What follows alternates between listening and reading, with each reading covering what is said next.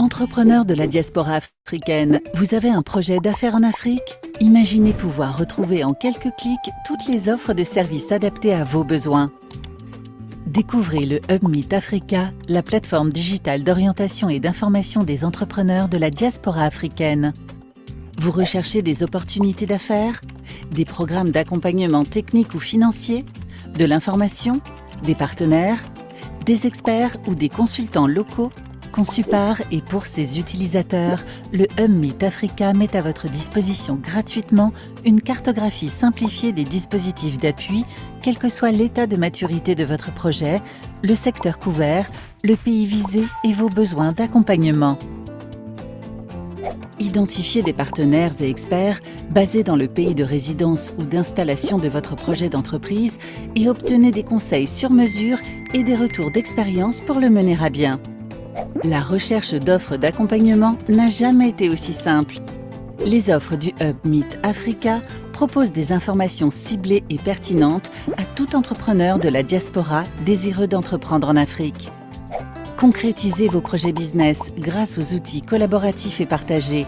Positionnez votre projet grâce à l'outil d'aide à l'orientation. Accédez à des ressources efficaces et vérifiées pour comprendre le marché local et développer votre business. Entrez en relation avec les organismes d'appui à l'entrepreneuriat, les mentors, les experts, les investisseurs et tous les acteurs au service de l'entrepreneuriat de la diaspora en Afrique et en Europe. Interagissez avec les membres de la communauté à travers un post-it board et bien plus encore. Vous avez des idées et des rêves en Afrique? Vous souhaitez partager votre expertise et vos compétences? Rejoignez la communauté du Hub Meet Africa.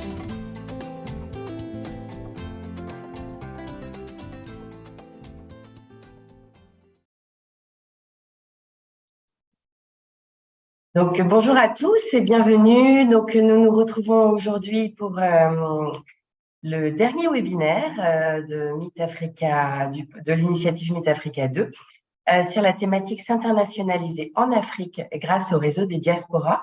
Après plusieurs webinaires focus sur les pays cibles effectivement du programme. Donc, ce que je vous propose avant de démarrer notre webinaire, c'est de rappeler quelques bonnes pratiques. Donc, l'idée, bien évidemment, de ce webinaire est d'échanger, de partager avec vous des expériences et de pouvoir de vous délivrer de l'information, mais également et bien évidemment de vous donner la parole. Donc, nous aurons une session d'échange ouvert à l'issue des interventions. Nous avons ce jour 3 intervenants. Et donc, ce que je vous propose, voilà, c'est de couper vos micros pour ne pas déranger effectivement les différentes interventions et de lever la main quand vous souhaitez effectivement prendre la parole. Ce webinaire est disponible également en anglais. So, would you like to follow the webinar in English? You have a planet above your screen, so you can just click on. Pour information également, ce webinaire sera diffusé à l'issue de la traduction, de l'enregistrement sur la chaîne YouTube Anima, donc vous pourrez également le retrouver.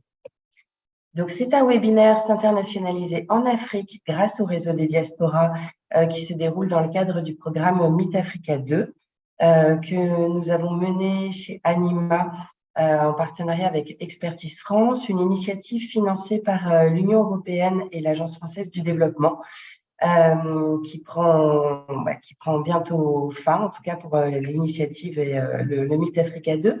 Dans le cadre de cette initiative, nous avons réalisé le Hub, donc pour lequel vous avez pu découvrir la vidéo, le Hub Meet Africa, qui est une plateforme d'information et de mise en relation des entrepreneurs de la diaspora des 6 pays d'Afrique cible du programme, qui sont la Tunisie, le Maroc, le Cameroun, la Côte d'Ivoire, le Mali et la Tunisie.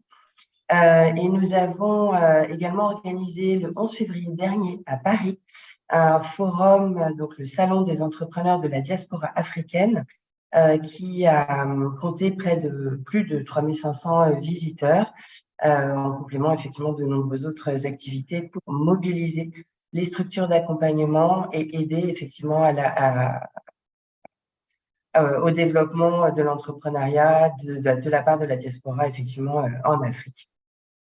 Alors, je remercie très sincèrement nos différents intervenants qui sont là présents aujourd'hui. Je vais vous faire un partage d'écran juste pour que vous puissiez les visualiser. Alors, nous avons 3 intervenants pour notre webinaire S'internationaliser en Afrique et grâce au réseau des diasporas.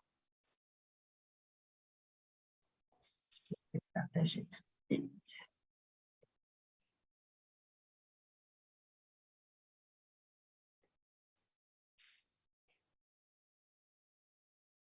Donc, nous avons tout d'abord, et je vais donner la parole effectivement à John Arthur Mwanga, qui est chef de projet chez CITES Lab et qui va également vous parler des JNDA, donc les journées nationales des entrepreneurs de la diaspora. Il travaille également, il est fédérateur au sein du Club des bâtisseurs.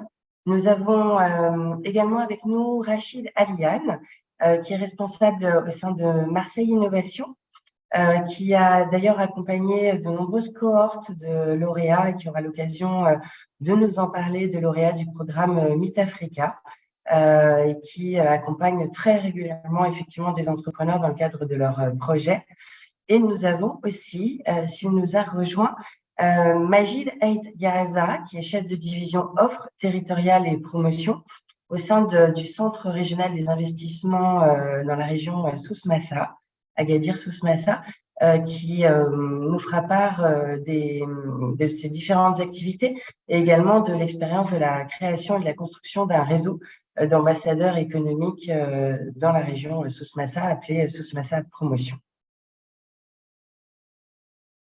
Donc, ce que je vous propose, c'est peut-être de commencer. John Arthur, je vous invite à prendre la parole, à vous présenter, à présenter CITES Lab et à nous faire part effectivement de la force des réseaux et à nous dire en quoi les réseaux des diasporas peuvent vraiment être une aide très précieuse pour gagner en information et permettre aux entrepreneurs de s'internationaliser en Afrique. Très bien. Bonjour Virginie, bonjour tout le monde. Merci de l'opportunité de pouvoir m'exprimer dans ce cadre. Du coup, John Arthur Mwanga, je suis chef de projet CITELab pour les mairies de Pessac et de Talence, du coup en France. Et à côté de ça, en termes d'engagement, je suis engagé au sein du Club des bâtisseurs. Le Club des bâtisseurs est une structure associative 1901 qui a 2 projets principaux. Le premier projet, ce sont les Journées nationales des diasporas et de l'Afrique, qui sont un événement à dimension économique qui se tiennent sur Bordeaux, dont nous avons fêté la 10e édition il y a 2 semaines. Et un deuxième projet qui s'intitule Bâtisseurs africains, qui est un réseau d'entrepreneurs présent dans 6 pays d'Afrique, le Cameroun, la Côte d'Ivoire, le Burkina Faso, l'Algérie, Madagascar et enfin la République démocratique du Congo. Aujourd'hui, du coup, on se pose la question de comment s'appuyer sur les structures diasporiques afin de pouvoir s'internationaliser en Afrique. Dans l'idée, nous, le Club des bâtisseurs, quand on a initié les Journées nationales des diasporas et de l'Afrique, c'était en 2013. À l'époque, en France, la question des diasporas africaines n'était pas un sujet qui prédominait l'actualité. Donc, du coup, nous avons initié ce moment car on estimait qu'il était nécessaire d'avoir un espace qui permettrait aux diasporas africaines, de 1, d'exister, de 2, de pouvoir se rencontrer et de 3, de pouvoir mutualiser ensemble et pouvoir créer des ponts. C'est un peu le sens aussi du nom du Club des bâtisseurs, de pouvoir créer des ponts et de pouvoir travailler ensemble, apprendre à se connaître et pouvoir se développer éventuellement sur le continent africain et pouvoir se créer des perspectives. L'idée des JNDA, c'est aujourd'hui de rassembler toutes les structures en fait, qui agissent à la fois sur le continent, en France et en Europe, et qui œuvrent dans cette relation. Nous avons comme partenaire, notamment dans la dernière édition, on a eu l'AFD, nous avons Orange, notamment, nous avons des structures aussi qui viennent du continent, dans l'idée de créer cet espace qui permette de pouvoir mettre en avant de ce qui se fait sur le continent, de pouvoir créer des connexions. Et quand on parle de s'appuyer sur les diasporas, enfin sur les structures diasporiques, un événement comme les JNDA permet de pouvoir être en relation directe avec des décideurs directement présents sur le continent, de rencontrer d'autres acteurs des diasporas. On parle de l'African Business Club qui était au JNDA, on parle de Okelians qui était au JNDA. On a même discuté aussi avec Je m'engage de l'Afrique, mais finalement, pour des raisons différentes, n'ont pas pu venir au JNDA. Donc, l'idée, c'est d'avoir des espaces dans lesquels, en fait, on pourrait se rencontrer, on pourrait discuter ensemble, on pourrait apprendre à se connaître et on pourrait se partager des tips. Parce que quel est un peu le diagnostic qu'on peut avoir sur le continent lorsqu'on décide de pouvoir y aller? C'est qu'on a des fois des difficultés à pouvoir cartographier et identifier les acteurs lorsqu'on arrive sur un territoire. Et je pense que c'est un peu dans ce sens que Anima a créé un portail qui permet de pouvoir avoir un éventail de ce qui se fait en fonction des pays, en fonction des problématiques qu'on peut avoir et des besoins, soit de connexion, soit d'investissement, soit des relais juste pour pouvoir développer une activité économique. Donc, nous, on a décidé d'approcher en fait ce problème sous deux axes. Le premier, un événement annuel dans lequel on pourrait rassembler des personnes qui agissent. Donc ça, ce sont les Journées nationales des diasporas et de l'Afrique à Bordeaux.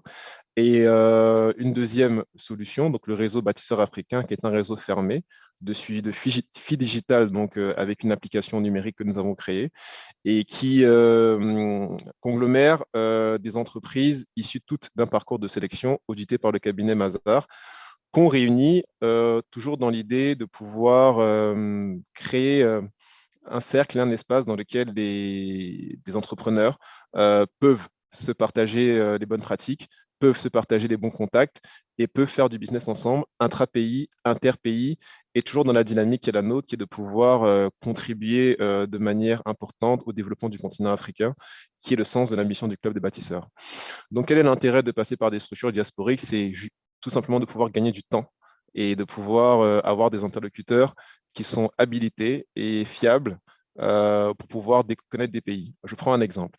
Si aujourd'hui on est au Cameroun et on souhaite par exemple s'internationaliser, on souhaite, ou bien nous sommes en France, on veut aller au Burkina Faso, par exemple, et qu'on identifie le bâtisseur africain comme étant un interlocuteur fiable pour pouvoir nous accompagner dans ce sens.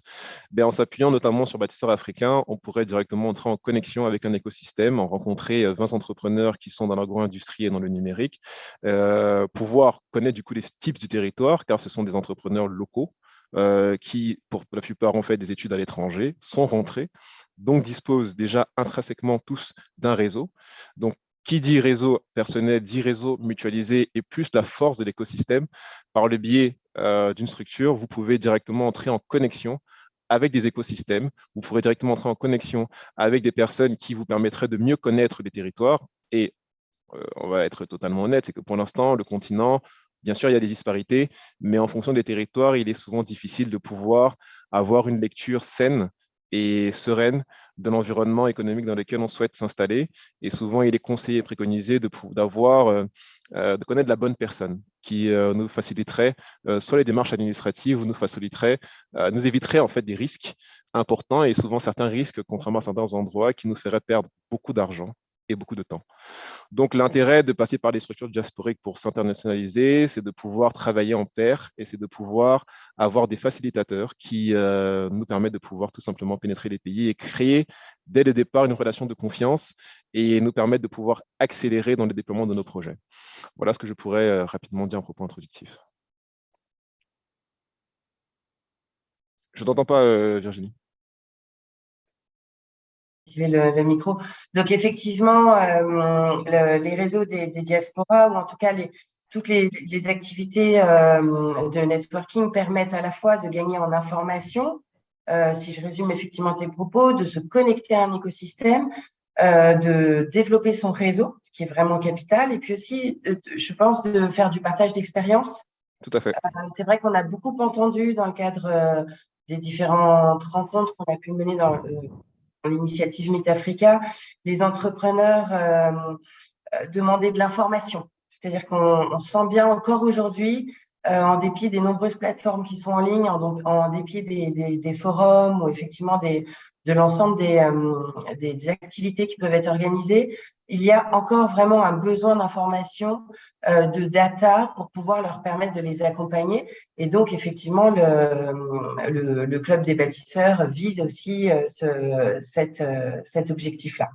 Oui, le Club des bâtisseurs vise aussi cet objectif d'être en mesure de pouvoir apporter des éléments qui permettent une meilleure connaissance des environnements dans lesquels les personnes, dans lesquels d'abord de un, nous intervenons, et donc du coup, de l'autre côté, pour des environnements dans lesquels les personnes souhaiteraient se déployer. Et pour aller dans ce sens, Bâtisseurs africains, du coup, un de nos activités, on est en train d'entamer un travail de diagnostic des environnements économiques des pays dans lesquels nous sommes, donc j'ai cité 6 pays, afin de pouvoir en sortir un livre blanc, qui serait donc un livre blanc qui permettrait de mettre en place des diagnostics et des préconisations d'action qui pourraient être mises en œuvre pour permettre un réel développement du continent africain, en fait. Parce qu'aujourd'hui, pourquoi il y a aujourd'hui de plus en plus d'initiatives qui sont mises en place et pourquoi c'est une nécessité de passer par ces structures comme étant relais pour intervenir sur le continent, enfin agir sur le continent, c'est que notre continent qu'on adore, hein, pour l'instant, n'est pas encore suffisamment structuré et il est très compliqué, pas impossible, mais très compliqué d'avoir de la data, d'avoir des informations de qualité, de pouvoir en fait étudier un marché quand on est de l'extérieur, en fait, hein, savoir quels sont le nombre d'acteurs, savoir quelle est la cible, savoir quel est le comportement des clients, quel est l'environnement sociologique, savoir quels sont les besoins, quel est l'environnement législatif. Après, les choses se structurent. Aujourd'hui, on commence à avoir un cadre juridique avec le HADA, on commence à avoir un marché commun avec les éclaves. De plus en plus, on est dans une structuration de nos économies. Mais cette structuration, on va dire, d'un point de vue institutionnel, va de pair avec une structuration beaucoup plus en aval et terrestre où les gens se regroupent, s'organisent, parce que il est clair et il est évident que l'un des seuls moyens, en tout cas, pour que le continent puisse atteindre sa pleine puissance, j'ai envie de dire, ce sera l'entrepreneuriat. Parce que ce sont les entrepreneurs qui vont résoudre les problématiques sociétales que connaît ce continent. Et dans ce sens, il est important qu'on puisse se rencontrer, qu'on puisse échanger et effectivement partager des bonnes pratiques pour pouvoir gagner du temps et éviter des erreurs. On pourrait toujours en faire et de toute façon, je pense que toutes les personnes qui entreprennent savent ce que c'est. On parle des fois d'itération dans l'entrepreneuriat, c'est-à-dire qu'on va essayer, on tente, on essaye, ça fonctionne. On conserve, ça ne fonctionne pas, on améliore. On peut toujours se tromper, on peut toujours faire des erreurs malgré le fait de travailler avec des structures diasporiques. Mais l'avantage, c'est que si on s'appuie sur ces structures, on peut rencontrer la bonne personne, on peut effectivement connaître des bonnes pratiques et avoir les tips en réalité. Parce que qu'est-ce qu'on cherche? C'est les tips, c'est savoir quel est le bon plan, c'est savoir en fait par où passer pour atteindre l'objectif. L'entrepreneur aime aller vite, l'entrepreneur aime trouver des réponses en fait aux problématiques qu'il rencontre. Et pour pouvoir aller vite, il faut, quand on est dans des environnements, on va dire, mouvants, et où les règles du jeu bougent en fonction de la personne qui est assise dans un, dans un ministère, il est important de pouvoir être en capacité d'être flexible et de pouvoir savoir sur qui s'appuyer. Et idéalement, c'est toujours bien d'avoir des personnes du territoire ou des territoires qui ont des entrées et qui ont une connaissance relativement, je ne dirais pas parfaite, mais assez expérimentée de leur environnement afin de nous permettre de pouvoir rapidement toucher la cible. Alors, je rejoins complètement tes propos. Merci beaucoup, John Arthur. C'est très intéressant. C'est aussi dans ce sens qu'effectivement le hub a été développé pour pouvoir valoriser effectivement les structures d'appui présentes localement ou en tout cas qui proposent des offres de services pour aider les entrepreneurs qui souhaitent entreprendre et développer un projet effectivement dans leur pays d'origine. Et c'est vrai que rien de mieux que de se tourner vers la structure d'appui locale qui dispose de l'information à la fois sur les possibilités au niveau des marchés, des secteurs, les différents experts ou les interlocuteurs vers lesquels on peut se tourner, et puis aussi qui peuvent partager leurs difficultés et partager les expériences d'autres entrepreneurs. Exactement. Merci beaucoup. Merci. Donc, je propose à présent de donner la parole à Rachid Aliane de Marseille Innovation, afin que Rachid, tu puisses également nous partager les activités que vous menez et également ton expérience de la puissance des réseaux aussi des diasporas pour pouvoir entreprendre un projet en Afrique et s'internationaliser en Afrique. Bonjour à tous, merci Virginie pour cette opportunité. Donc moi je suis Rachid Alian, je suis Startup Manager à Marseille Innovation.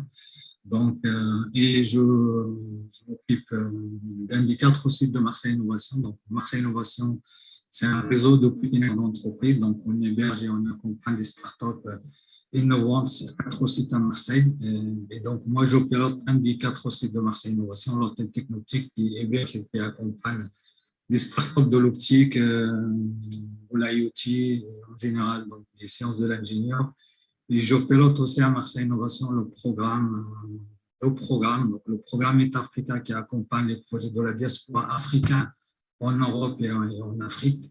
Et aussi un programme Soft Landing qui permet à des entreprises, nos startups en France qui veulent s'internationaliser en Afrique, notamment au Maroc, via un programme Soft Landing et vice-versa. Donc, les sélectionnons nos partenaires au Maroc qui veulent se développer en France et en Europe à partir de Marseille Innovation. Donc, ce programme-là les accompagne. Donc, rapidement, comme je l'ai dit, donc, on a un réseau de pépinières. Donc, on a 4 structures à Marseille. Donc, on héberge et on accompagne des startups innovantes, globalement sur plusieurs thématiques. Donc, en général, on va retrouver des startups des technologies du numérique, de la santé, de la e-santé, de l'industrie, de l'environnement et du tourisme. Donc, on est un incubateur généraliste. Et donc, les entreprises, donc, on fait un accompagnement sur mesure qui va durer 4 ans.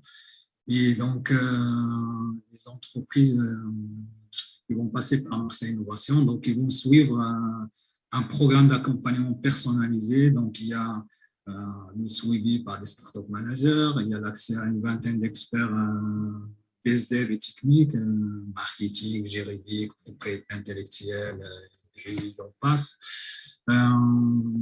Et donc, on va les aider aussi à trouver des financements. Donc, on a des experts internes et des partenaires pour aider nos startups à trouver les financements délitifs et non délitifs. On a aussi un programme d'accompagnement avec des grands groupes, un programme d'Open Innovation pour connecter nos startups avec les grands groupes. Donc, il y a des grands groupes partenaires qui viennent nous solliciter pour leur sourcer pour répondre à leurs besoins. Donc, nous, on va voir un peu dans les centaines de startups accompagnées chez Marseille Innovation sur les 4 sites, plus de 1000 startups accompagnées depuis l'existence de Marseille Innovation. Nous, on a plus de 26 ans d'existence. Et donc voilà, donc il y a des programmes d'open innovation pour connecter nos startups avec les grands groupes. On fait pas mal d'animations aussi, des petits déjeuners, des workshops, des after-work pour mettre ces entreprises dans les réseaux.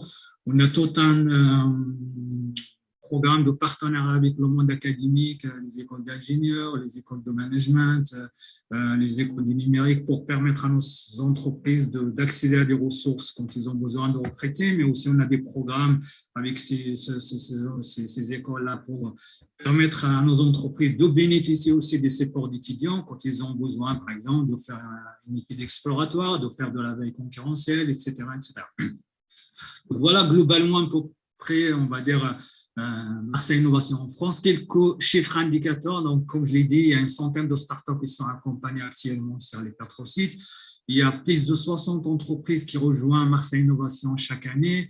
On a à peu près plus de 90% des startups, de taux de pérennité des startups au bout de 5 ans qui sont passées par l'accompagnement, qui sont toujours pérennes, qui sont toujours en train de se développer.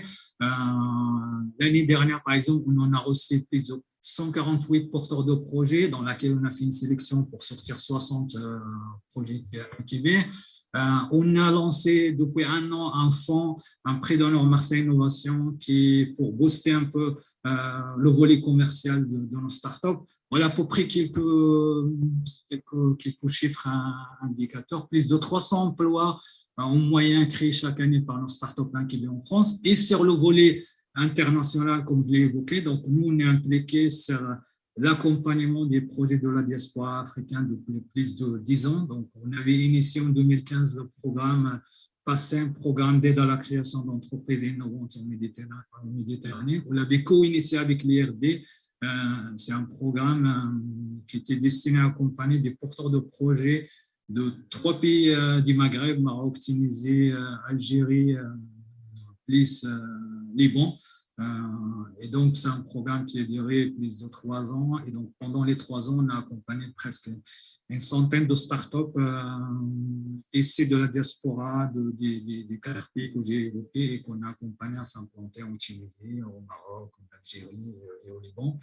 Et donc, depuis 2 ans aussi, donc on est aussi partenaire des programmes Meet Africa, hein, programme européen qui cible les projets de la diaspora africaine en Europe, mais aussi en Afrique. Donc, l'année dernière, par exemple, on a accompagné des projets portés par la diaspora tunisienne en Europe. Et cette année, depuis juillet 2022, on accompagne, donc toujours en cours d'accompagnement, 12 projets marocains de la diaspora marocaine en Europe, mais aussi on a des projets de la diaspora africaine au Maroc.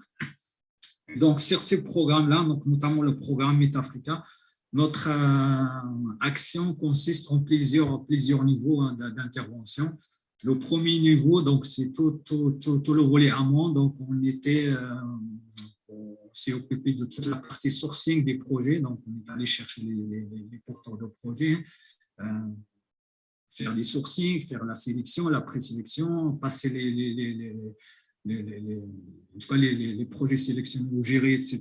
Donc, on a aussi dans le programme d'accompagnement, donc c'est un programme de co-accompagnement qu'on fait avec notre partenaire Technopark au Maroc, donc qui consiste en plusieurs niveaux. Le premier niveau, comme je l'ai évoqué, donc le suivi, donc il y a 4 startup managers qui suivent au quotidien les 12 projets marocains qui sont accompagnés actuellement, donc 2 de Technopark au Maroc et 2 startup managers de Marseille Innovation. Donc, le suivi, donc on va faire le point avec eux sur l'état d'avancement, on va essayer d'activer les réseaux, que ce soit en France et aussi au Maroc. Et donc, on va essayer d'utiliser un peu la force de frappe des projets qu'on a accompagnés depuis quelques années, donc que ce soit dans les pays africains, mais aussi en France. Hein. Et donc, on va essayer d'ouvrir ces réseaux-là pour nos porteurs de projets. Donc, on met à disposition, c'est tout un talent pool d'experts, une trentaine d'experts au Maroc, mais aussi en France, donc des experts BSDEV, des experts techniques, marketing, juridiques, qui vont venir en support aux porteurs de projets. Par exemple, pour une entreprise qui a besoin de faire toutes les démarches de création d'entreprise, on va mettre un expert marocain, par exemple. Quand on a besoin, par exemple, on a des projets aussi qu'on accompagne actuellement ou qu'on a accompagnés, qui sont aussi à cheval sur les deux rives de la Méditerranée. Le marché, il est aussi au nord, mais aussi au sud. Et donc, en fonction des besoins, en fonction des sujets traités, on va activer des experts au Maroc et en France, etc. Donc, le troisième niveau dans notre dispositif d'accompagnement, c'est l'accompagnement collectif. C'est-à-dire, on va faire des ateliers thématiques, des ateliers dans lesquels on va aborder des sujets, comment je protège l'innovation, comment je trouve des financements, comment je développe mon réseau, etc. Et donc, c'est des thématiques qui sont animées par nos experts, mais aussi par des experts marocains, qui viennent aussi apporter de la connaissance, de la mise en réseau pour nos lauréats. On organise aussi dans le cadre de ces programmes des rencontres d'affaires, que ce soit en France et au Maroc. Donc là, au mois de mars, on avait organisé nos premières rencontres Meet Africa dans les locaux de notre partenaire Technopark à Casa. Et donc, ce genre d'événements, donc c'est pour permettre aussi de mettre ces porteurs de projets dans nos réseaux. Et donc, on avait mobilisé pendant ces rencontres-là les porteurs de projets qu'on avait accompagnés dans les anciens programmes. On avait aussi mobilisé les entreprises marocaines qui sont installées au Technopark. Et donc, tout ça permet aussi de mettre ces entrepreneurs fraîchement arrivés dans nos pays, dans les réseaux, et donc de rouvrir un peu cette force de frappe qui vont utiliser, que ce soit pour avoir les bons tuyaux de prestataires, que ce soit pour trouver des contacts, que ce soit pour trouver des partenaires commerciaux. Donc, toute cette force de frappe qu'on va utiliser donc, pour nos entreprises.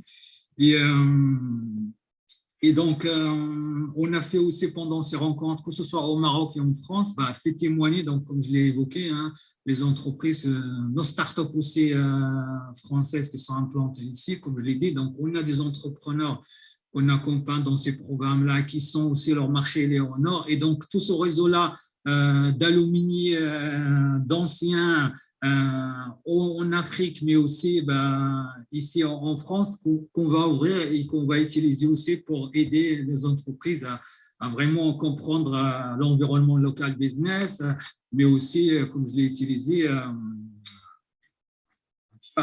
à faciliter la mise en relation, à trouver des introductions et des contacts avec le monde local. Voilà à peu près, on va dire, le spectre d'intervention de Marseille Innovation à Marseille, mais aussi via ces programmes d'accompagnement des diasporas. Oui, parce qu'effectivement, là, on est vraiment sur des entrepreneurs voilà, qui sont des jeunes pousses qui initient un projet. Parce qu'il y a bien évidemment aussi des entrepreneurs déjà établis qui souhaitent développer des projets dans leur pays d'origine, sans forcément quitter d'ailleurs leur pays de résidence. Et donc, ce que tu évoques aussi, Rachid, et j'aimerais vraiment insister sur ce point, c'est la nécessité de se déplacer pour ces jeunes entrepreneurs, d'aller vraiment à la rencontre, ou pas, mais en tout cas qui initie un projet, la nécessité d'aller dans le pays, se confronter à la réalité terrain, de rencontrer d'autres entreprises avec lesquelles elles peuvent échanger. Et donc ça se fait effectivement par le biais d'activités et de programmes tels que Marseille Innovation le mène. Mais ça peut se faire aussi individuellement par le biais d'autres réseaux, des participations salons également dans le pays. Donc, d'où l'importance de suivre les agendas effectivement des événements qui peuvent avoir lieu autour de l'entrepreneuriat dans le pays pour permettre d'aller chercher de l'information et de rencontrer d'autres entrepreneurs, des investisseurs avec lesquels on peut échanger et acquérir de l'information. Exactement. Moi, j'ai évoqué un peu la force de frappe des diasporas, donc notamment des porteurs qu'on a accompagnés dans les 4 pays que j'ai évoqués. Donc, on a utilisé aussi ces diasporas. Donc, on a par exemple une entreprise tunisienne qui voulait s'implanter au Maroc. Donc, on a utilisé aussi ce réseau-là des anciens pour leur permettre de faciliter la rapidement, s'internationaliser et donc de trouver des contacts facilement opérationnels dans le pays de développement. Et donc, on va aussi, donc, au-delà de la force de frappe des porteurs qu'on a accompagnés, donc on va utiliser aussi des structures qui sont implantées dans ces pays-là. Par exemple, au Maroc, on travaille souvent avec le CVM, avec le CGD, avec le CRE, donc Magid, ils vont en parler. Donc, souvent, on fait des mises en relation pour permettre à ces entreprises de gagner du temps et d'aller très vite et de le mettre aussi dans le réseau des partenaires. Donc, nous, la majorité des porteurs qu'on accompagne, par exemple, actuellement sur le programme Africa Maroc, ils sont certains déjà implantés dans les structures, dans nos partenaires Technopark. On a déjà presque 4 entrepreneurs qui sont implantés parce que très important de s'entourer, d'être accompagné aussi localement et donc de préparer le post-incubation. Le programme Africa, il va bientôt s'arrêter chez nous et donc on essaie de les mettre dans le réseau pour qu'ils puissent continuer l'accompagnement et le développement dans les meilleures conditions dans le pays d'implantation. Et donc, on va s'appuyer aussi sur ces structures et ces réseaux locaux pour aider aussi à se développer à trouver des relais de développement et d'accompagnement. Et c'est vrai que le suivi post-accompagnement est important. C'est vrai qu'après avoir soutenu des projets, c'est primordial de se tenir informé parce que ce sont après ces entrepreneurs-là, une fois vraiment établis, au-delà de 2-3 ans dans leur projet, peuvent vraiment témoigner et être des ambassadeurs aussi des difficultés rencontrées, des bonnes pratiques, des outils, des structures qui ont pu les aider. Donc, c'est vrai que c'est important de faire un suivi et puis de pouvoir comprendre aussi là où il y a des difficultés quand les entreprises n'aboutissent pas ou ne sont pas pérennes. Il y a aussi tout un volet très important qu'on avait aussi développé pour les entreprises, c'est toute la partie compréhension des marchés locaux. Donc, on va les aider. Donc, ça, c'est ma casquette aussi competitive intelligence. Donc, on va les aider un peu à trouver de l'information, à faire de la recherche documentaire, faire de la veille marché concurrentiel. On va aller aussi pour des entreprises qui ont un volet technologique très important, aller dans les bases de données, brevets, regarder ce qui existe, etc. Et de benchmarker, que ce soit localement via des bases de données locales, mais aussi à l'international. Le but, c'est de prendre de l'information, regarder un peu, prendre les bonnes pratiques, essayer d'implanter ces bonnes pratiques dans leur projet. Donc, on utilise pas mal d'outils qui sont très accessibles. Donc, tous les outils classiques de business model Canvas pour soit par exemple pour conceptualiser ou challenger son business model. On va essayer d'utiliser un peu des outils qui existent comme des outils de business model Canvas online, Visology, qui permettent d'accéder à des business model Canvas déjà accessibles et qui permettent aux entrepreneurs de prendre des bonnes idées, etc. Donc, il y a pas mal d'outils et de bonnes pratiques qu'on met à disposition dans nos entreprises. Voilà, donc le but, c'est qu'on puisse les aider à réussir. Et donc, aujourd'hui, le résultat, c'est qu'on a, sur la cohorte MidAfrica Maroc, on a des très bons retours. On a des entreprises qui sont déjà en train de lever des fonds, réaliser des levées de fonds, faire des chiffres d'affaires. Et vraiment, on est vraiment très content de la cohorte Maroc et des autres cohortes qu'on a accompagnées. Magnifique, magnifique. Combien d'entreprises ont concrètement vu le jour et sont en plein développement? Combien d'entrepreneurs? On en a, par exemple, je peux évoquer quelques entreprises qu'on a déjà accompagnées. Donc, par exemple, sur la Tunisie, que ce soit sur les programmes PASSEM ou les programmes MetaAfrica 1. Donc, Vitalite Lab, donc c'est une boîte qui fait tout ce qui est la fabrication de cosmétiques, de compléments alimentaires et de produits cosmétiques à base de microalgues. On a, par exemple, au Maroc, la startup New Age qui fait tout ce qui est plateforme de solutions de serious game. On a par exemple au Maroc toujours Wanda qui fait une plateforme e-commerce pour permettre aux artisans marocains de développer et de commercialiser leurs produits d'artisanat à l'international. Donc, c'est une boîte qui cible les boutiques, les commerçants B2B à l'international. On a par exemple Orthopowder, donc c'est en Tunisie, donc c'est une boîte qui fait tout ce qui est conception, fabrication et synthèse de biopoudre dédiée au secteur des implants. Donc, il y a pas mal de belles entreprises techno qu'on a accompagnées et qui toujours aujourd'hui existent, qui sont en train de se développer. Bravo, bravo, bravo. Merci beaucoup, Rachid, pour ton intervention. Donc, je propose à présent, effectivement, de donner la parole à Majid Aïtiaza du CRI Sousmassa pour nous faire part aussi de ses activités, puis surtout, effectivement, de son expérience de réseau des diasporas. Majid, je te laisse la parole. Merci Virginie. Bonjour à toutes et à tous. Je suis très très heureux d'être parmi vous pour ce webinaire. Donc merci à l'équipe de Anima de nous avoir donné l'occasion de participer à ce webinaire et de partager notre modeste expérience sur cette question donc liée à la diaspora. Donc je suis Majid Aïtiaza, je suis manager de la division offre territoriale et promotion au Centre régional d'investissement de Sousmassa. Et avant cela, donc j'ai géré donc le technoparc de Sousmassa et la Cité de l'innovation. Et l'objectif principal était justement de développer un écosystème entrepreneurial innovant dans la région de Sousmassa à travers donc la mise en place de structures d'accueil telles que le technoparc et la Cité de l'innovation.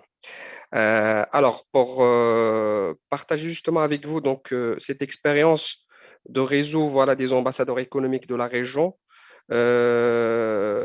c'est le fruit justement d'un partenariat entre plusieurs organismes, donc notamment le Conseil de la région de Sousmassa, donc la wilaya de la région, le Centre régional d'investissement, avec l'appui justement de Anima et le financement de Enabel, l'agence de développement belge. Donc, l'objectif principal de ce réseau justement des ambassadeurs économiques, c'est vraiment développer un réseau pérenne de talents influents et proches de la région de Souss-Massa, justement qui collaborent avec la région pour accélérer donc la dynamique du territoire. Donc, voilà, sur ce volet, donc on vise trois principaux objectifs. Donc, premièrement, donc, c'est faire grandir donc, la notoriété de la région avec l'appui donc, de son réseau des ambassadeurs et également attirer de nouvelles ressources sur les projets structurants sur le territoire parce qu'effectivement, comme vous avez un peu suivi, donc la région Souss-Massa au jour d'aujourd'hui est devant une séquence propice. Donc, il y a vraiment une volonté donc, de faire de la région un hub d'excellence au niveau national. Donc, Sa Majesté, que Dieu l'assiste, donc, a également bien voulu placer la région Souss-Massa au centre du Maroc. Donc, c'est pour toutes ces raisons qu'on a vraiment envie donc, d'impliquer donc, la diaspora dans les projets structurants donc, du territoire de Souss-Massa. Donc, troisièmement, donc, c'est vraiment l'ambition d'attirer donc, dans la région des entreprises, des pôles d'excellence, des événements et des infrastructures portés par les ambassadeurs économiques de la région. Après, quel est vraiment le profil qu'on cible pour ce réseau? Donc, premièrement, on cible, c'est des Marocains originaires du Souss-Massa, les résidents, anciens résidents dans la région, ou bien toute personne qui a développé des relations donc, avec notre région donc, et qui ont justement une capacité d'influence, soit économique, politique, scientifique ou sportif, et qui ont vraiment une volonté d'engagement pour l'intérêt justement du territoire et être disponible pour justement participer au développement du territoire et participer donc à la pérennisation du réseau. Donc, au jour d'aujourd'hui, ce réseau compte plus de 56 ambassadeurs, donc parmi 100 profils identifiés. Donc, et l'ambition, c'est de passer à 100 d'ici fin d'année. Donc, après, on peut se poser la question, quelle est la motivation pour ces personnes donc, pour justement rejoindre ce réseau? Donc après donc les réunions qu'on avait fait donc avec ces ambassadeurs, donc principalement c'est collaborer justement avec les autorités donc de la région Souss-Massa dans l'élaboration des stratégies d'attractivité et de promotion. Deuxièmement, deuxième motivation, c'est vraiment bénéficier de nouveaux contacts donc, et faire un networking, un réseautage à haut niveau, donc au sein du réseau des ambassadeurs économiques, donc, dont les ambassadeurs sont basés partout dans le monde, donc en Europe, en Asie, en Afrique, en Amérique. Donc vraiment, donc, on couvre donc, voilà, plusieurs continents. Également, être au courant donc, de l'actualité économique et culturelle donc, de la région et aussi être au courant des opportunités donc, d'investissement donc, au niveau de la région Souss-Massa et pouvoir impulser des projets donc, à travers donc, les opportunités donc, qui peuvent être offertes donc, à ce réseau à travers le CIRI de Souss-Massa. Et après, nous également, donc, en tant qu'acteurs de la région, donc, nous avons des attentes envers ce réseau des ambassadeurs économiques. Donc, premièrement, c'est que ces ambassadeurs soient des influenceurs, des prescripteurs et des relais d'opinion pour la région Souss-Massa à l'international. C'est également avoir donc la capacité donc, de drainer voilà, des investissements pour la région et aussi être partenaire pour les institutions parce que donc, nous sommes persuadés que ces ambassadeurs ont un grand rôle à jouer dans le développement du territoire, des territoires de la région de Souss-Massa à travers donc, leur implication dans la mise en place et le déploiement donc, des stratégies régionales et aussi leur rapport à travers donc la mise en place plutôt de projets structurants tels que le plan de développement régional, le plan de développement urbain et aussi des stratégies régionales qui visent la promotion des réseaux de la diaspora et des investissements au niveau de la région. Après, concrètement, comment ça fonctionne?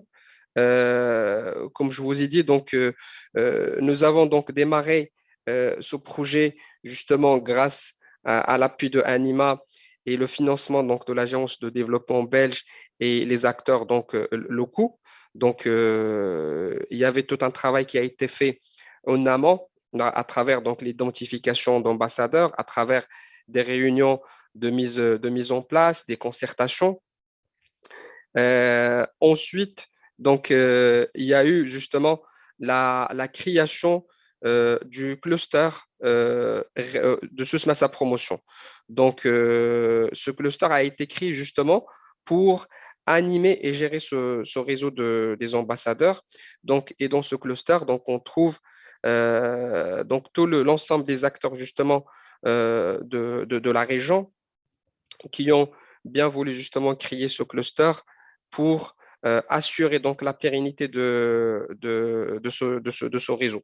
Donc, à travers donc, la mise à disposition d'un fonds de fonctionnement, donc un espace justement pour l'équipe permanente donc, de ce cluster et aussi également donc, le financement donc, des actions qui visent à animer donc, ce réseau, à le nourrir voilà, tous les jours donc, à travers donc des actions comme des webinaires, comme des visites, donc des business trips donc qu'on organise en faveur donc de ce réseau. Également donc le développement et la mise en place des outils pour que ces ambassadeurs puissent jouer pleinement leur rôle. Donc à travers justement le développement d'une capsule promotionnelle pour la région Susmassa, le développement la conception plutôt des pitchs sectoriels, la conception de la data pour qu'on puisse avoir justement un pitch de la région et le mettre à la disposition de ces ambassadeurs pour qu'ils puissent justement jouer, comme j'ai dit, pleinement leur rôle en tant que prescripteurs et en tant qu'ambassadeurs. Ensuite, le SUSMASA Promotion, le cluster, bien entendu, donc, a aussi un plan d'action. En l'occurrence, il y a un projet de mise en place d'une plateforme de la promotion donc, de la région SUSMASA où l'ensemble de ces ambassadeurs puissent justement se connecter, puissent être en lien donc tous les jours et partager donc leurs expériences et également l'organisation d'une rencontre annuelle en faveur de ces ambassadeurs donc prévue pour fin d'année à Tarazout. Également, il y a un projet d'un projet, fait un programme d'accompagnement qui s'appelle Abrid, qui a été lancé récemment. Donc, c'est le premier programme intégré au niveau de la région qui va assurer donc la convergence de l'ensemble des programmes de la région déployés au niveau de la région. Et c'est un programme qui est ouvert voilà, aux membres de ce réseau ou bien toute personne justement qui souhaite bénéficier de ce programme. Également, donc, Susmassa Promotion peut intervenir avec le CIRI dans l'accompagnement voilà, des membres de ce réseau.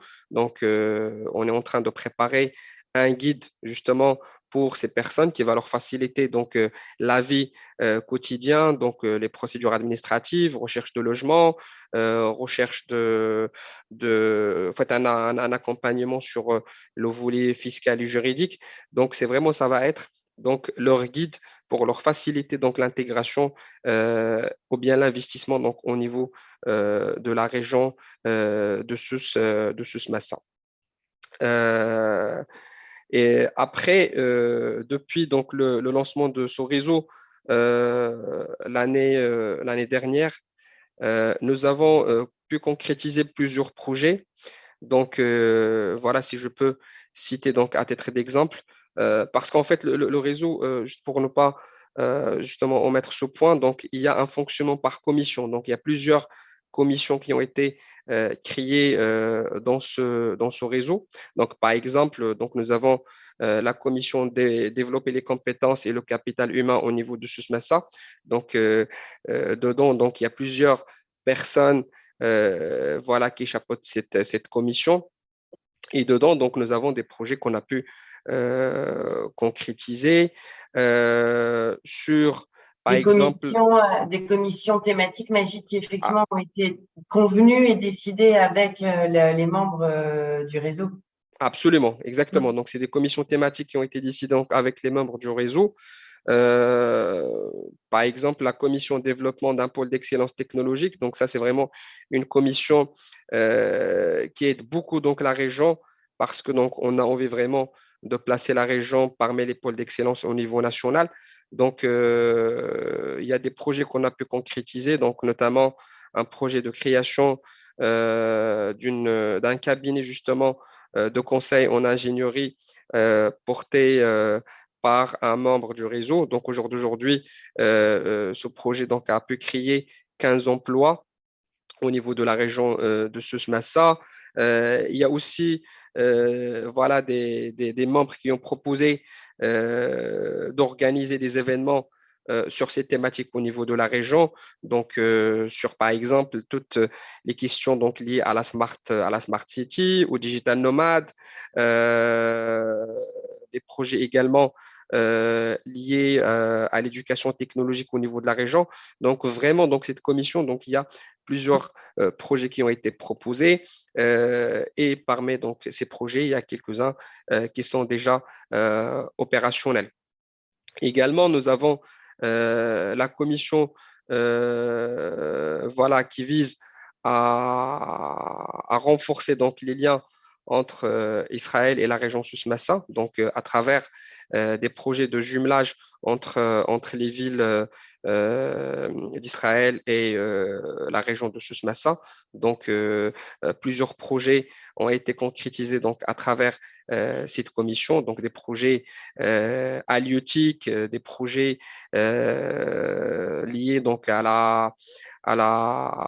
au dessalement d'eau. Donc, plusieurs projets justement ont été concrétisés. Et donc, il y a justement donc plusieurs commissions. Donc, tout à l'heure, donc Rachid donc a parlé effectivement de ce lien donc entre le CRI Susmassa et Marseille Innovation, donc à travers donc, le Technoparc de Susmassa, justement le CIRI donc, intervient aussi sur le volet d'accompagnement donc, des lauréats du programme Eat Africa. Donc, je pense qu'on a reçu plusieurs personnes donc, ces derniers temps, donc, en essayant justement de les accompagner pour la concrétisation de leurs projets à travers donc, notre département accompagnement. Après, donc, comme j'ai dit, donc, le plus important, c'est qu'au jour d'aujourd'hui, c'est vrai, on est en démarrage, mais il y a déjà quelque chose qui a été construit sur laquelle donc, on va essayer justement de capitaliser pour aller de l'avant et pouvoir donc réaliser d'autres projets et d'autres actions en faveur voilà, de ce réseau. Voilà, merci beaucoup. C'est moi, Magine, merci beaucoup parce que ça nous donne une vision effectivement, une réelle ouverture sur ce que peut être également un réseau des diasporas. Ou en tout cas la diaspora, c'est pas uniquement effectivement des entrepreneurs qui souhaitent entreprendre un projet dans leur pays d'origine, mais ça peut être aussi des investisseurs, Ouais. des personnes qui vont aller mobiliser des ressources, qui vont avoir envie de contribuer au développement d'infrastructures ou de tout simplement apporter des compétences Et c'est ça qui est vraiment très intéressant. Et effectivement, on peut attendre beaucoup de ces réseaux des diasporas, comme le démontre effectivement d'ores et déjà Soussmassa Promotion qui présente 56 ambassadeurs. Est-ce que vous, John Arthur et Rachid, après on donnera la parole aux participants, et n'hésitez pas d'ores et déjà voilà, vous manifester si vous avez des questions. Est-ce que parmi justement cette diaspora entrepreneuse, vous avez vous aussi dans vos expériences constaté des talents prêts à mobiliser des compétences ou autre chose que d'assurer effectivement de l'entrepreneuriat direct sur leur projet, pardon. Est-ce que certains, même après s'être lancés, sont devenus mentors et effectivement ont fait profiter de leurs expériences Alors moi, je vais plus parler de ce qu'on appelle communément des fois des ripates. Donc beaucoup des personnes qui étaient dans les diasporas africaines, certaines en Amérique du Nord, qui sont dans le réseau bâtisseur africain, qui sont au Cameroun. Et dans l'idée justement dont on parlait de recherche d'informations et de pratique, c'est qu'il y a une action qu'on met nous en place dans Bâtisseurs africains qui s'appelle Bâtissons ensemble, qui sont des rencontres en fait intra-membres de la communauté dans chaque pays. Et à l'occasion du coup de ces rencontres, l'idée c'est de permettre aux entrepreneurs du coup entre guillemets ceux qui sont en amorçage, qui viennent de commencer leur activité, de pouvoir bénéficier de l'expérience en fait de ceux qui sont plus en phase de développement et qui ont déjà une certaine expérience. Et dans ce sens, on peut considérer, même si c'est quelque chose que nous n'avons pas encore institutionnalisé au sein de notre organisation, les entrepreneurs, du coup, naturellement, adoptent cette posture de mentor auprès des jeunes, toujours dans la dynamique de pouvoir permettre d'aller vite et la dynamique de pouvoir éviter, ou en tout cas de partager l'expérience et éviter certaines actions qu'ils ont pu faire, eux, dans leur parcours entrepreneurial, dans un environnement qui, comme tout à l'heure on le disait, nécessite encore plus qu'ailleurs une certaine flexibilité et nécessite une connaissance accrue de son environnement. Donc, je répondrais, voilà, en termes d'expérience, il y a ce type de profil qui, au sein de ces organisations, naturellement, en tout cas, adopte des fois des postures de mentor dans l'idée de permettre aux autres de passer en échelle, parce que c'est ça qui est un peu beau, du coup, pour ceux qui créent et ceux qui osent, c'est que la même fibre anime tout le monde, et donc, généralement, c'est un peu naturellement, en fait, que les personnes veuillent permettre aux plus jeunes, aux moins jeunes, et d'ailleurs, c'est pas une question d'âge, mais jeunes en termes de vie d'activité, de pouvoir rapidement passer en échelle et rapidement, en fait, pouvoir accélérer la croissance de leur activité. Merci beaucoup. Rachid, est-ce que tu souhaites… Côté Marseille Innovation, nous, c'est un volet qui est vraiment central dans notre dispositif d'accompagnement, que ce soit en France. Donc, nos anciens, on a tout un pôle on va dire, d'anciens entrepreneurs, par exemple, Marseille Innovation en France, qui vient aussi en support à nos entreprises pour les coacher, pour ouvrir des portes, faire des business. C'est quelque chose aussi qu'on a implémenté dans tous les projets diaspora qu'on a accompagnés. Donc, comme je l'ai évoqué, donc, on va aller régulièrement solliciter nos anciens qu'on a accompagnés pour venir témoigner quand on fait des rencontres d'affaires, raconter un peu leur aventure entrepreneuriale dans nos pays, les difficultés qu'ils ont rencontrées, les bons tuyaux qu'il faut avoir pour réussir, etc. Donc oui, donc ça se fait de façon naturelle par les entrepreneurs. Et donc nous, on est là pour orienter, pour faire les mises en relation entre nos jeunes lauréats et les anciens qui sont déjà sur le terrain depuis quelques années. Ce suivi est très important, mais il n'est pas si automatique que ça, je pense, Rachid, parce que quand l'entrepreneur, il a la tête dans le guidon, on est tous focus sur ces activités. Or, c'est vraiment, c'est un véritable retour d'expérience et ça amène effectivement beaucoup de partage sur les tips, les bonnes pratiques, les difficultés rencontrées. Ça amène énormément d'informations, effectivement, pour les futurs. Donc, c'est vraiment un très bon réflexe. Merci beaucoup, Rachid. Est-ce que parmi nos intervenants, enfin les participants, pardon, nous avons des questions aux différents intervenants?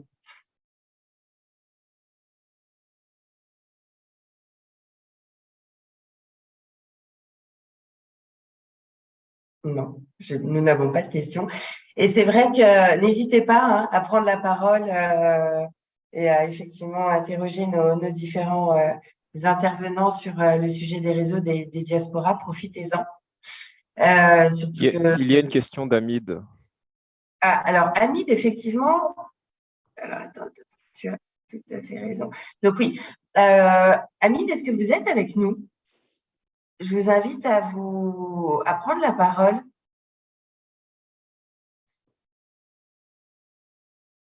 Vous êtes avec nous, Hamid? Vous m'entendez? Virginie, peut-être il y a une question de Nisria Ilhiani. Comment vous pouvez aider les entreprises à s'installer au niveau des pays subsahariens? Super, bah, très bien. Si effectivement vous souhaitez y répondre à tour de rôle, formidable, parce qu'effectivement Amine n'est pas là. Mais n'hésitez pas, j'invite vraiment les participants à même prendre la parole de vive voix. Mais merci Magid, effectivement j'étais sur la remarque d'Hamid. Donc, comment peut-on aider les entrepreneurs à s'installer au niveau des pays subsahariens? Peut-être, John Arthur, on peut te laisser la parole. Ok, merci Nesria pour la question. Vu qu'on parle là de structures diasporiques, du coup, de manière très concrète, bon, alors nous, on n'est pas présent dans tous les pays subsahariens. On est présent en Côte d'Ivoire, au Burkina Faso, au Cameroun et en RDC. Ça, c'est pour les plus grosses cohortes de notre communauté. Après, on a des entrepreneurs, mais voilà, on parle plus d'une cohorte de 4, 5, Mali, Bénin et Guinée-Conakry. Donc, dans ces environnements, de manière très concrète, en te rapprochant de nous, du coup, le club de bâtisseurs, bien bâtisseurs africains, on pourrait te mettre en relation du coup avec des entrepreneurs de la communauté et l'écosystème en fait présent directement sur le territoire. Pour la Côte d'Ivoire, je vois que tu précises. Et dans ces pays, nous sommes connectés à l'écosystème institutionnel, donc chambre de commerce et tout ce qui y a trait. Et à partir de là, on pourrait donc faciliter des mises en relation et en tout cas au moins de proposer déjà des interlocuteurs expérimentés qui pourraient dans un premier temps répondre aux questions que je te poserai et dans un second temps faciliter ton accès du coup sur le territoire et aider au mieux de nos capacités et de notre réseau te permettre de pouvoir rentrer directement en relation avec les personnes que tu recherches. L'idée, c'est d'avoir du coup des personnes connectées et je crois qu'on parle d'un principe, on dit, je crois que c'était le principe de Facebook qui disait il existe 7 personnes entre les différentes personnes sur Terre. Donc, si on a le bon interlocuteur en touchant la bonne personne, il est plus aisé de pouvoir rapidement rencontrer des personnes importantes et décisives dans l'écosystème. Donc, voici ce que je pourrais te dire de manière concrète et opérationnelle.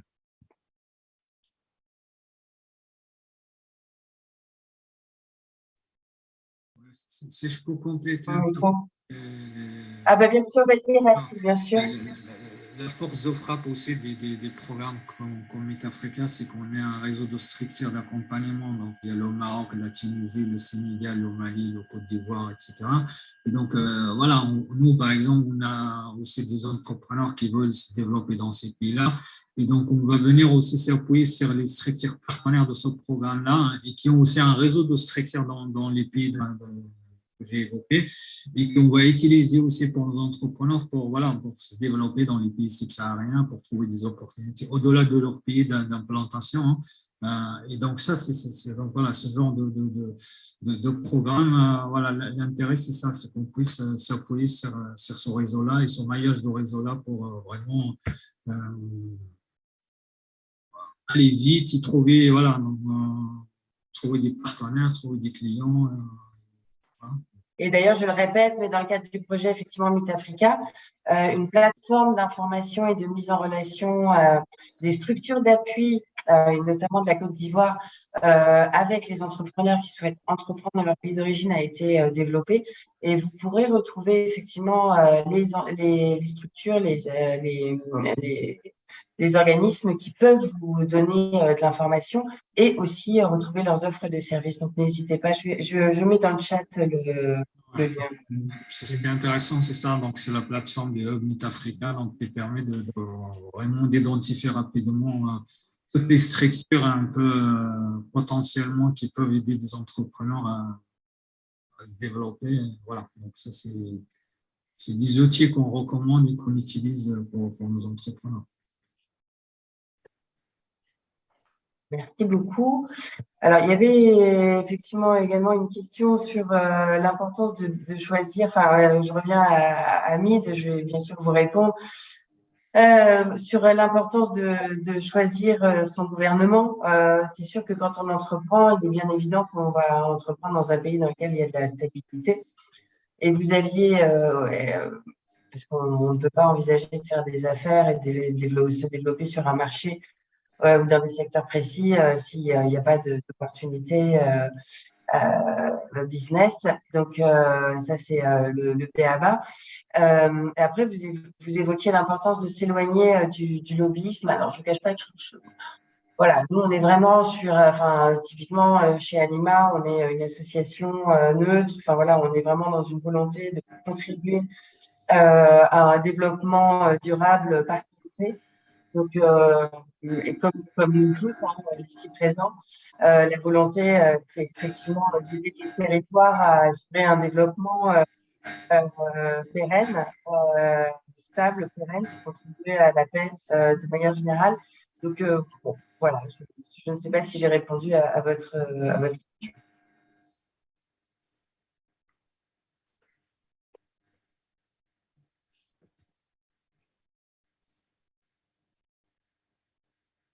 Est-ce que d'autres entrepreneurs auraient effectivement des interrogations ou d'autres participants souhaiteraient intervenir aussi, peut-être même partager d'autres réseaux de diaspora qui peuvent être effectivement pertinents ou amener un témoignage complémentaire à ceux de nos intervenants.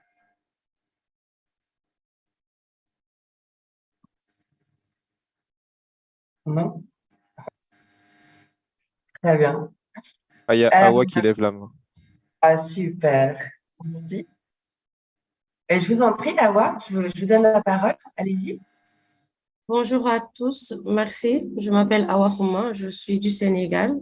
Je gère l'incubateur de l'Institut français à Dakar. Merci pour vos interventions, c'était riche. Moi, ma question, c'est plutôt, j'accompagne des entrepreneurs qui sont dans les ICC. Donc, c'est un milieu un peu compliqué, c'est les industries créatives. Et s'internationaliser, ça demande un réseau, ça demande aussi des tactiques. Et ma question, c'est comment mieux les accompagner s'ils veulent vraiment s'exporter? Parce que certains sont dans l'artisanat, d'autres dans la production de contenu numérique ou de produits, films ou clips. Donc ça me pose un problème. Au Sénégal, ils sont connus, ils développent le réseau et plutôt ça marche de bouche à oreille. Mais à l'international, bon, peut-être pour ne pas viser grand, disons la sous-région, quels sont les conseils, en fait, les différentes cases à cocher pour leur faciliter un peu leur implémentation dans certains pays? Merci. Merci à vous pour cette question intéressante. Alors, qui souhaite répondre? Rachid, John Arthur? Je vais proposer une réponse. Bonjour Awa, merci pour ta question. L'ICC, pour moi, on va commencer par les difficultés. L'une des difficultés pour moi de l'ICC, c'est que pour l'instant, dans certains de nos pays, ce sont des filières qui ne sont pas assez soutenues par les administrations. Et donc, du coup, alors, je ne sais pas quel est le cas au Sénégal, hein, donc je me permets de parler de manière un peu plus globale.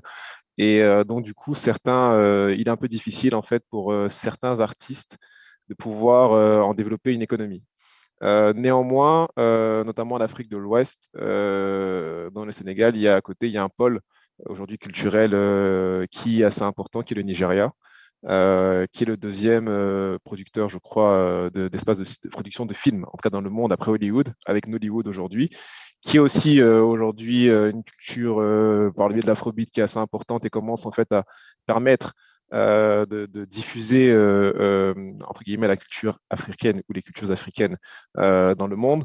Donc, ce que moi je pourrais recommander en fait, ce serait de trouver un marché ou un territoire, donc du coup éventuellement le Nigeria, en fait, de trouver un environnement, un pays dans lequel il y a une politique culturelle importante et dans lequel en fait il y a des moyens mis à disposition pour créer des filières et pouvoir industrialiser tout ce qui concerne l'ICC.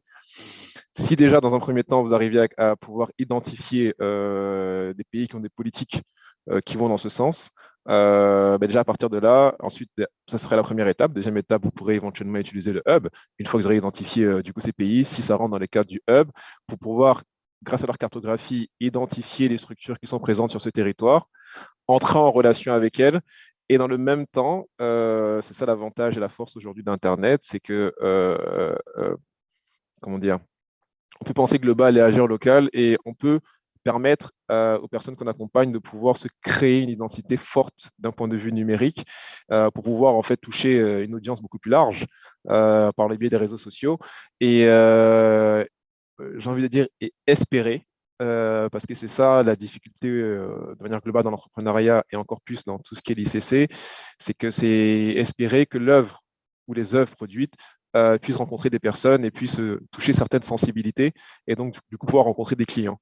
Mais voilà, donc si je résume, ce serait donc de trouver déjà dans les pays limitrophes, des pays dans lesquels il y aurait une politique culturelle intéressante, dans lesquels les gouvernements mettraient de l'argent, donc une industrie naissante.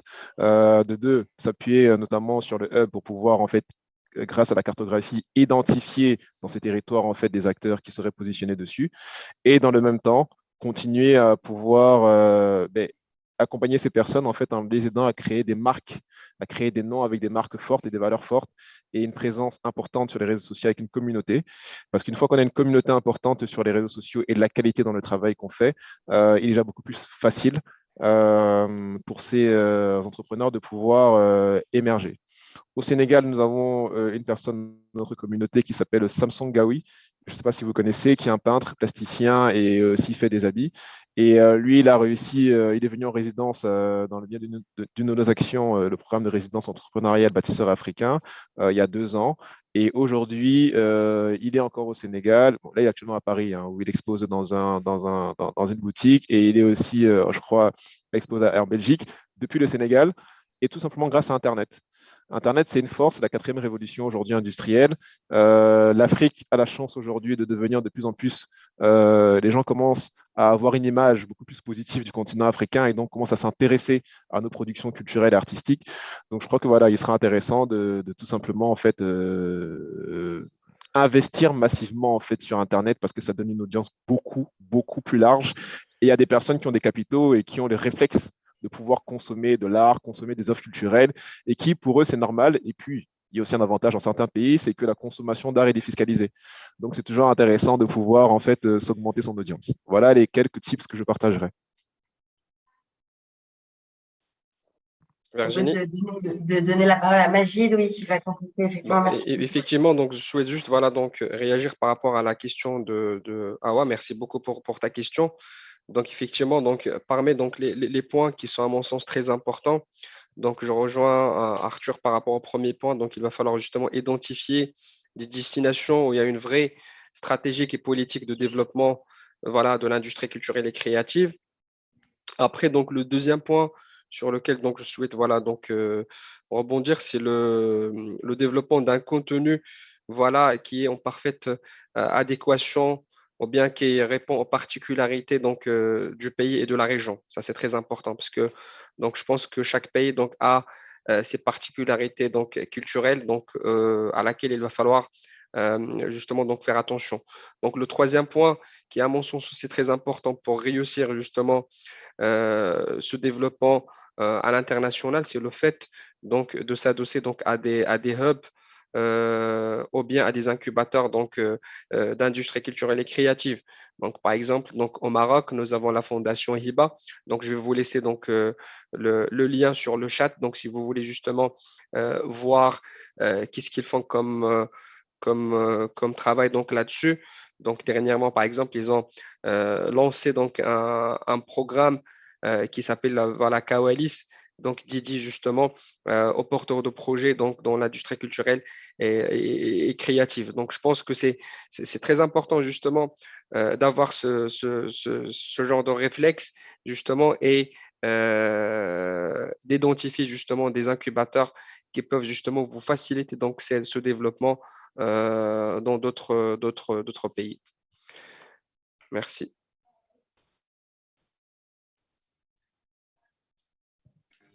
Juste pour compléter un peu les propos de John et de Majid, les CC, donc c'est un volet, c'est une industrie très importante dans la région PACA, la région Sud.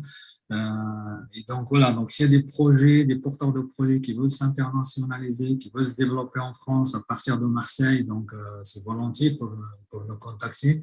Et d'ailleurs, pour information, donc il y a un appel à projet qui va sortir à la fin de l'année, début 2024, donc pour un programme soft landing pour permettre aux startups africains qui veulent se développer, s'internationaliser, de bénéficier, de candidater, de bénéficier d'un accompagnement auprès plusieurs structures là, qui sont en train de se constituer. Et donc, c'est un programme qui va permettre à des entreprises africaines qui veulent s'internationaliser de bénéficier d'accompagnement, de suivi pendant 12 mois. Et le but, c'est d'implanter leur projet dans la région sud. Donc, c'est un programme qui est piloté par la métropole Aix-Marseille. Et donc, ça va sortir l'appel à projet fin de l'année début 2024. Merci beaucoup pour le coup, ce partage extrêmement pratique, concret, qui va aider peut-être les entrepreneurs qui participent. Où est-ce qu'on peut avoir des informations, du coup, Rachid, sur ce programme? Sur le site de Marseille Innovation, ça va sortir. Donc Parfait. On a l'information en avant. Voilà. Donc, il y aura de l'information. Voilà. On est en train de le finaliser. Parfait. Où est-ce qu'on a répondu à votre interrogation, question?